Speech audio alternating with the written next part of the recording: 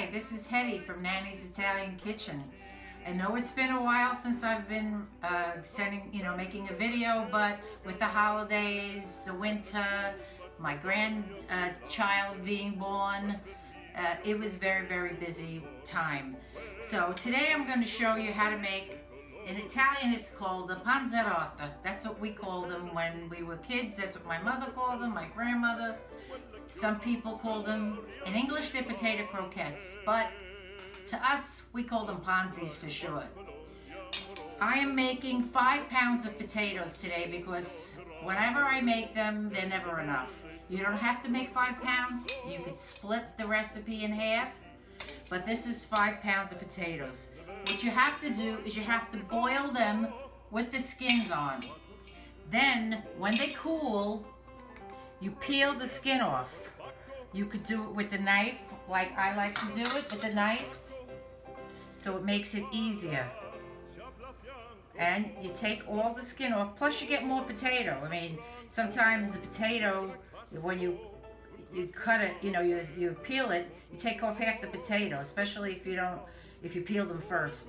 With this recipe, do not boil the potatoes by themselves. I mean, do not boil the potatoes without the skin.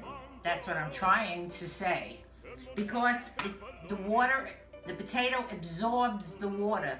You want the potatoes nice and dry so that when you fry them, they don't fall apart. My croquettes never fall apart. So then what you have to do, I don't know how you mash your potatoes, but how I mash the potatoes is I love to rice them. I was taught by my mother, you have to rice the potatoes. And I rice them, and sometimes it take a little longer, but they're wonderful when they're riced. This is actually a commercial ricer. Sorry, it's going all over. This is a commercial ricer. The one that I have, you can find one in any home appliance store. Target, Home Goods, whatever. You could find a ricer.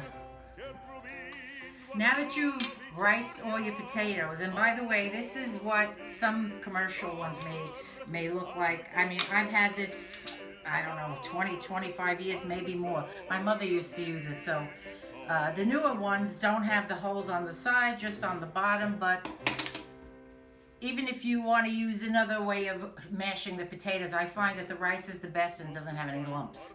Okay, so there's 5 pounds of potatoes here. I have 4 eggs separated. I have some mozzarella cut up because some people make the panzis without any mozzarella in the middle. That's not the way we make it. We put the mozzarella in the middle. It's so nice when it comes fresh out of the fryer and you go like this and the mozzarella is so stringy. It's delicious. And so what I've done here is I've chopped a good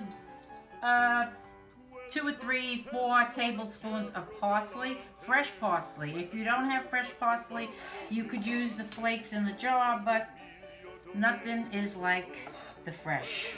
Okay, so I put the fresh parsley in there. I put a cup of Parmesan cheese. Only the yolks. Only the yolks. Because if you put the whites in it, it makes it too wet. And when you fry it, they fall apart. But we have another purpose for the whites. You scramble up the whites. And when you after you roll the potato, you're going to put it in here and then in the breadcrumbs. So this is the breadcrumbs. I'm going to put like a half a teaspoon to a teaspoon of garlic powder. I'm going to put some salt in there. I use kosher salt. I'm also going to put some salt in the potatoes. Okay? Teaspoon or so. You don't want it too salty. I don't like my stuff too salty. So what you have to do now is you got to get in and you got to mix the potatoes. But first, a salud.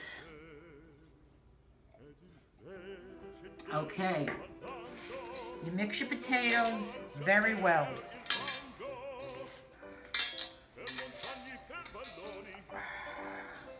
Sometimes I put a whole egg in because it makes the potatoes a little moister, but then I don't like it when they fall apart, so I prefer not. Only when you got a lot more. So you mix them up very well. Make sure there's no yolk still showing. And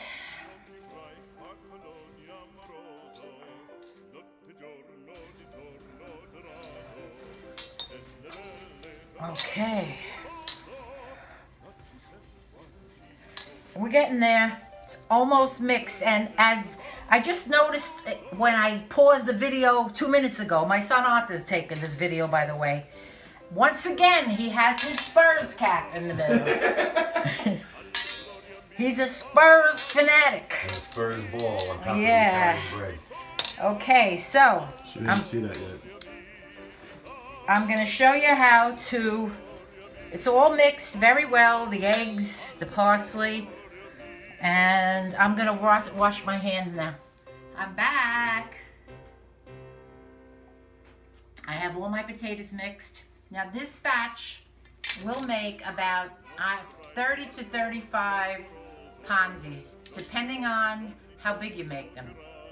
I have my mozzarella all lined up. I mixed up the breadcrumbs with the salt and the garlic powder. You could put parsley flakes in there if you want, but it's not necessary if you have fresh parsley in the potatoes. What I've done is I've whipped the egg whites, and now I'm going to start rolling. Now, sometimes the mozzarella is just too long because I don't like to make them too big. So what I do is I cut them to the size that I think is going to be in the center, and I use 2 of the ends there. I'll show you. Okay, so now you take, now this is better if you have 2 people. You could do it by yourself, but what happens is you get the potatoes, you get the yolk, you get the breadcrumbs on your hands. So if you got a partner or somebody who's willing to help, like my handsome son, Paul, then it makes it a lot easier. I'll show you how we do it. We take about a palm size, like that. See? Then you take the mozzarella and you put it in the center and you roll it around. You cover all the mozzarella and you roll it, and it looks like a little sausage link. The shape of a Twinkie. A Twinkie? Twinkie's bigger than this, isn't it? A little bigger, but Whatever. I hate it. Okay, so you put them in the egg whites, roll it around. Now it's your turn. I thought you were going to drop it in the breadcrumbs. And, oh, I could do that. I already messed one up. All right. You could drop it in the egg It's all right, breadcrumbs. just whatever you want. It's fine. All right. Okay. I'm not very delicate. That's all right.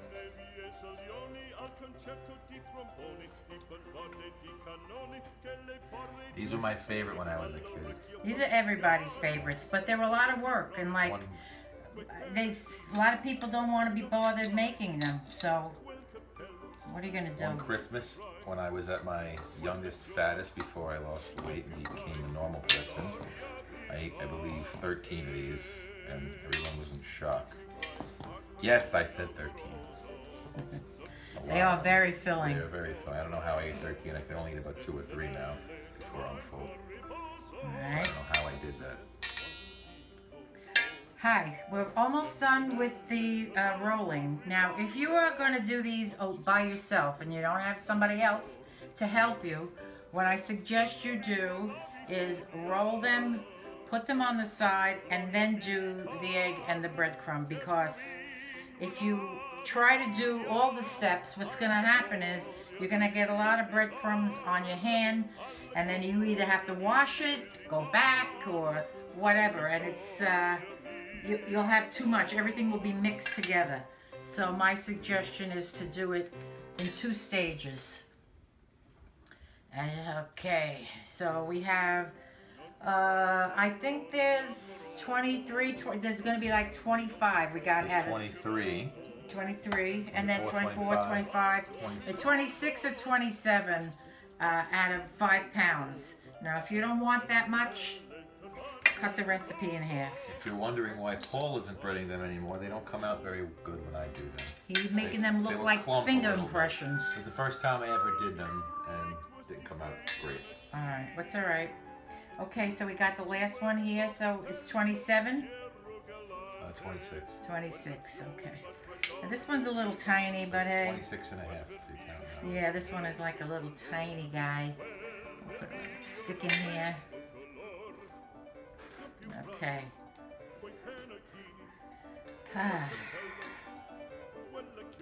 Okay. These are Ponzi's. Then you would do the next step, which is to roll it in the egg whites. Try not to get too much on it because then you get the egg whites falling off, hanging over, which we don't want, which is what Paul did. And that's how you do it. Now, the next step, of course, is to fry them. We'll do that in just a short while. Now's the time that you have to fry the Ponzi's. Normally on the holidays, I use a deep fryer because we do so many and it comes out so great. But I'm just doing this for demonstration purposes. I'm just gonna fry 2 or 3 because we like to have them hot right off the oil, and then you know it's so much more delectable. So come around. So in order to know whether the oil is hot, here's a little tip. I cut myself, by the way. You put a wooden spoon in the oil, and when you see the bubbles coming up, that means the oil is hot enough. Okay, so we'll take this spoon out right now, and I'm only going to fry a couple to show you what it'll look like and how it'll taste, because we like to have them hot when we're eating and we're not ready to eat. Okay, so here we go. See that sizzle? That's what you want. 2 is enough, guys? All right.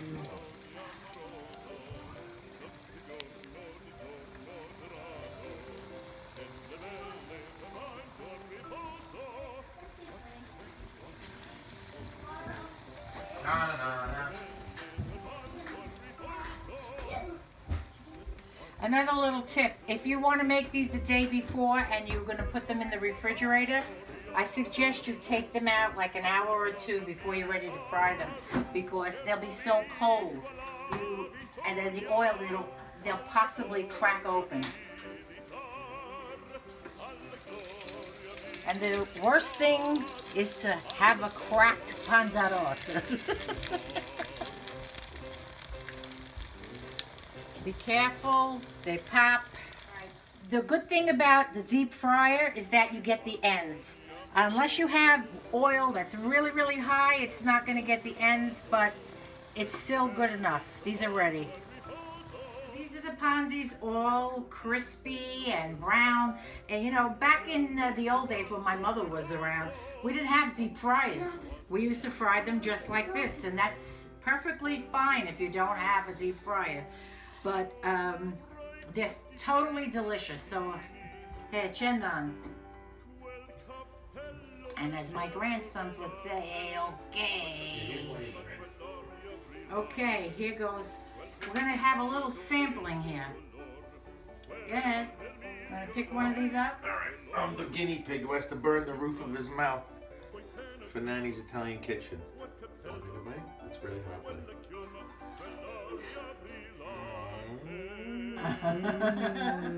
Delicious. You don't have to. No, you don't have to try it. Let's get a close-up on that. She's dangling. Hey, what was that, Ricky Cuomo? Is this a good one for you? Hey, Ricky. There you go.